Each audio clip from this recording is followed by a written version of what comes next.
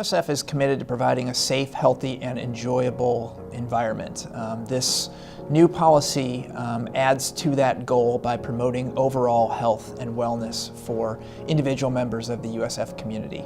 Since 2012, USF has restricted smoking and tobacco use to designated areas. This new policy that took effect in January just simply removes those designated areas, and now tobacco and smoking is not prohibited anywhere on campus. When the policy was a smoking campus, you would tend to see all the people in this area smoking, and all the people in front of the business area smoking, and all the people next to the library smoking. So with the policy, I do feel it has an impact. As far as the policy as a whole, I think it was unnecessary, just because, I mean, there's people that live here, and then people spend the whole days here. There's people that work here.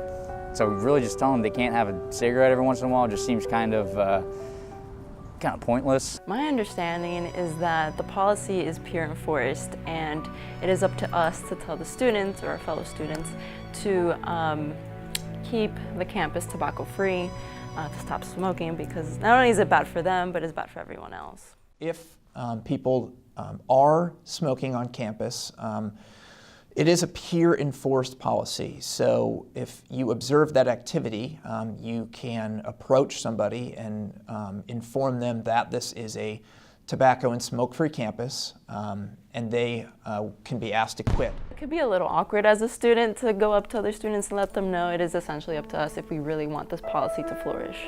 Most students don't care enough to enforce it. I feel like it encourages some kind of conflict, because I mean, most students are not going to want another student coming and telling them what they can and cannot do. If they're going to have a policy, they'd be better off having an actual means of enforcement. The next step is to get in touch with the nearest building manager to where you see the activity taking place. Students come into the library and they let us know that there's some students smoking outside of the library where the smoking area used to be.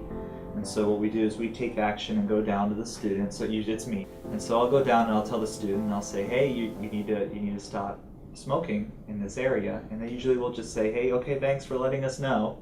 And then I'll walk away, and they will not change the behavior. All we've really done is take away the ashtrays. So you see, I mean, this area is a little bit better, but particularly by the library, if you go by there in the late afternoon, you're going to see, a pile of cigarette butts, with 1 to 200 just butts just lying around. And that's really all they've done is take away the ashtrays.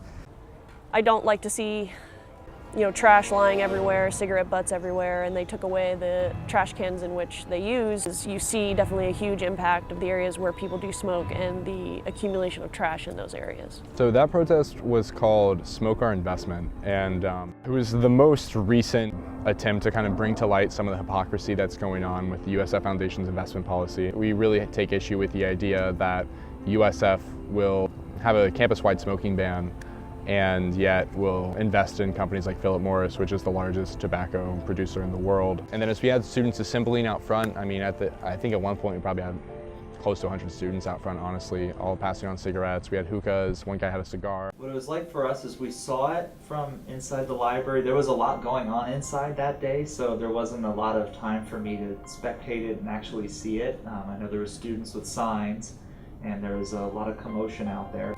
I did see that there was a police officer out there to keep the peace in case something happens. We did have the police come around, I think twice, and they asked us to disperse twice, but we asked them what laws we were breaking, and they said we weren't breaking any law. And we asked what university policy they were breaking, and they said, well, it's a smoke-free campus. I said, right, but I mean, so why don't you do something about it? And they're like, well, we can't. I'm like, well, why not? Because it's a peer-enforced policy. In terms of reprimanding, to the best of my knowledge, there wasn't a single student who got in trouble in any way. And as someone who, I've spoken about it now probably 3 or 4 times through the Oracle and through a couple local media outlets, and if anyone was going to get in trouble for this, I feel like I would, and no one's approached me in any way whatsoever. I feel like there's still a significant population of students in the smoking area still.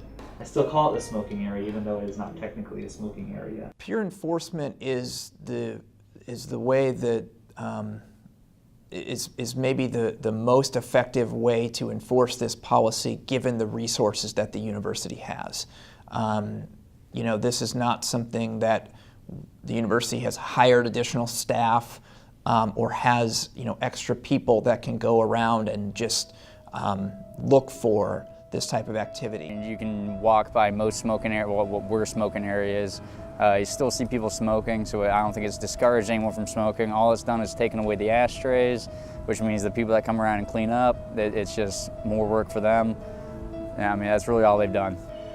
I don't think that it's as effective as it could be. Perhaps fines would be a good start. Everything has to adapt. You never enact a law and think it's 100%. I mean, that's why they have amendments and et cetera, so on. So I do see the policy being amended in the future. But I've seen a change. I mean, I feel like there could be more, but for the most part, it's been positive.